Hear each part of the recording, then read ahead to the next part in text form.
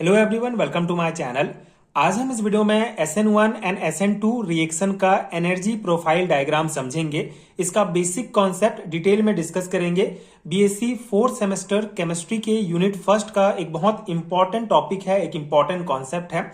सो इस particular video में energy profile diagram किस प्रकार से बनाया जाता है, इसका कॉन्सेप्ट क्या है, हम डिटेल में डिस्कस करेंगे। एंड ये प्रॉपर नोट्स आपको प्रोवाइड करूंगा जो आपके फोर्थ सेमेस्टर के एग्जाम के लिए बहुत हेल्पफुल होगा।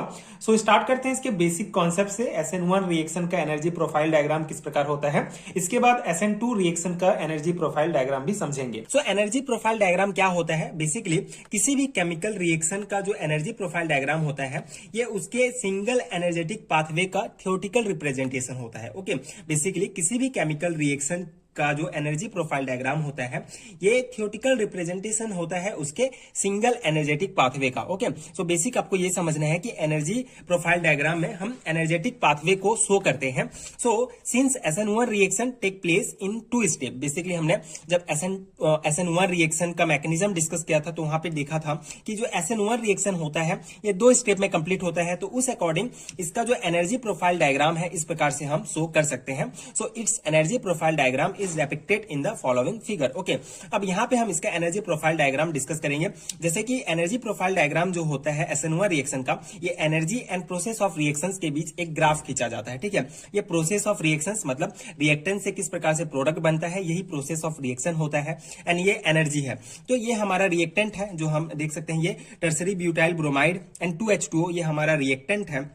जब इसको पहला स्टेप स्लो होता है तो पहले स्टेप में क्या होगा, हमारा जो लिविंग ग्रुप है ये अलग हो जाएगा एंड कार्बोकेटाइन का फॉर्मेशन होगा। ठीक है, एंड सेकेंड स्टेप में फिर क्या होगा, जो जो OH है, जो न्यूक्लियोफाइल है, ये कार्बोकेटाइन के कार्बन है, जो कार्बोकेटाइन है उसके ऊपर जो है अटैक करेगा एंड हमको फाइनल प्रोडक्ट प्राप्त होगा। ठीक है, यहाँ पे एक और स्टेप लिया गया है क्योंकि हमने यहाँ पे रिएक्टेंट में 2H2O यूज किया है, टर्सरी ब्यूटाइल ब्रोमाइड के साथ 2H2O यूज किया है, इसलिए जो मेन हमारा प्रोडक्ट है CH3COH के रूप में, मतलब जो हमारा टर्सरी ब्यूटेनॉल के रूप में हमको प्राप्त होना है।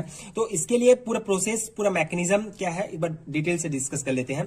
ये हमारा रिएक्टेंट है। ठीक है, फिर पहला प्रोसेस क्या होगा, पहला प्रोसेस में ये जो है कार्बोकेटाइन का फॉर्मेशन होगा एंड ये जो Br है जो as a leaving group work करता है ये अलग हो जाएगा।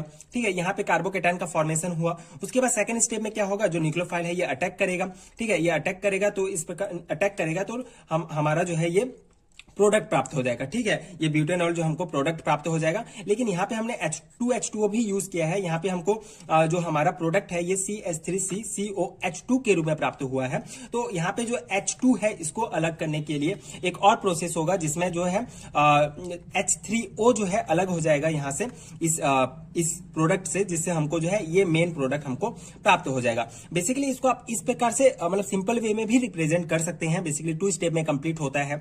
तो पहले स्टेप में आप देख सकते हैं ये जो है लिविंग ग्रुप यहाँ अलग हो जाएगा, ये रिएक्टेंट, फिर यहाँ पे लिविंग ग्रुप अलग हुआ, कार्बोकेटाइन का फॉर्मेशन हुआ। सेकंड स्टेप में यहाँ पे न्यूक्लियोफाइल अटैक किया एंड यहाँ पे हमारा प्रोडक्ट प्राप्त हो गया। मतलब जनरली इस प्रकार भी रिप्रेजेंट कर सकते हैं। लेकिन MSc लेवल के एग्जामिनेशंस के लिए आपको पूरे डिटेल मैकेनिज्म का एनर्जी प्रोफाइल देना है, तो आप ये एनर्जी प्रोफाइल बनाएंगे तो ज्यादा सुटेबल होगा MSc लेवल के एग्जामिनेशंस के लिए। अगर आप BSc लेवल के एग्जामिनेशंस के लिए इसे पढ़ रहे हैं तो आप जनरली इस प्रकार से रिप्रेजेंट कर सकते हैं इस एनर्जी प्रोफाइल डायग्राम को। ठीक है, आई होप आपको समझ में आ गया होगा। अब हम इसका जो इंपॉर्टेंट पॉइंट्स है उसको डिस्कस कर लेते हैं कि अबव डायग्राम क्या हमको शो करता है। सो ये जो डायग्राम है, so that the energy for activation for the first step is high. ठीक है, ये शो करता है कि जो पहला स्टेप के एक्टिवेशन के लिए जो एनर्जी होगा ये बहुत हाई होता है and first step is high, therefore this step is slow. Basically जो पहले स्टेप के एक्टिवेशन के लिए ज्यादा एनर्जी की आवश्यकता होती है, इसलिए ये जो स्टेप होता है हमारा ये स्लो होता है and this represent the formation of carbocation as an intermediate. तो यहाँ पे इंटरमीडिएट के रूप में कार्बोकेटाइन का फॉर्मेशन होता है। तो ये क्या शो करता है, जो है फॉर्मेशन ऑफ जो इंटरमीडिएट के रूप में कार्बोकेटाइन का फॉर्मेशन होता है, ये शो करता है पहला step. And the energy of intermediate is less in comparison with transition state first. ठीक है, तो यहाँ पे जो इंटरमीडिएट, यहाँ पे बेसिकली कार्बोकेटाइन का फॉर्मेशन होता है, यहाँ पे लिविंग ग्रुप अलग हो रहा है। तो यहाँ का इसका जो एनर्जी है ठीक है। ये पॉइंट्स क्या कहता है कि इसका जो एनर्जी है हमारा, इसका जो एनर्जी है ये इसकी तुलना में कम होता है, लेकिन जो प्रोडक्ट फॉर्मेशन होता है उसकी तुलना में ज्यादा होता है। ये पॉइंट्स यहाँ पे कहा गया है। And the energy of intermediate is less in comparison with transition state first और second, and however it is greater than the final product. ठीक है, फाइनल प्रोडक्ट से ग्रेटर होता है, लेकिन जो फर्स्ट ट्रांजिशन स्टेट से होता है उससे कम एनर्जी होता है इंटरमीडिएट में, ये पॉइंट्स बताता है। एंड यहाँ पे हम इसका रिएक्शंस देख लेते हैं। इस प्रकार हमको फाइनल प्रोडक्ट प्राप्त हो गया। And both the step SN1 reaction can be written as, ठीक है, दोनों स्टेप किस प्रकार से लिखा जाता है इसको हमने SN1 रिएक्शंस में भी डिस्कस किया है। तो इस प्रकार से लिखा जाता है, बेसिकली टर्सरी ब्यूटाइल ब्रोमाइड पहला स्लो स्टेप होगा, फिर टर्सरी ब्यूटाइल कार्बोकेटाइन का फॉर्मेशन होगा, देन यहाँ पे न्यूक्लियोफाइल अटैक करेगा एंड ये हमको फाइनल प्रोडक्ट प्राप्त हो जाएगा। ठीक है, ये जनरली हमने जब मैकेनिज्म पढ़ा था तो वहां पे भी डिस्कस किया था। आप इसको यहाँ पे लिख सकते हैं। जो बेसिकली इसका जो मेन रिएक्शन है SN1 का इस प्रकार से होता है, एंड इस प्रकार से इसका एनर्जी प्रोफाइल डायग्राम है। आई होप आपको समझ में आ गया होगा। एंड हम अब डिस्कस करेंगे energy profile diagram SN2 reactions का। ठीक है, SN1 रिएक्शन का इस प्रकार से है। जनरली ये 2 मार्क्स एंड 3 मार्क्स के क्वेश्चन में पूछे जाते हैं इंडिविजुअल। अगर दोनों एक साथ पूछे जाते हैं तो लॉन्ग टाइप क्वेश्चन में पूछे जाएंगे, तो दोनों को आप एक साथ डिस्कस करेंगे। लेकिन अगर जनरली इंडिविजुअल पूछा जाता है SN1 एंड SN1 का एनर्जी प्रोफाइल डायग्राम क्या है, तो आप ये प्रोफाइल डायग्राम बना सकते हैं। ये थ्योरी पोर्शंस कुछ लिख सकते हैं जो इंपॉर्टेंट है आपके एग्जाम्स के लिए। Now SN2 रिएक्शन का एनर्जी प्रोफाइल डायग्राम क्या होता है?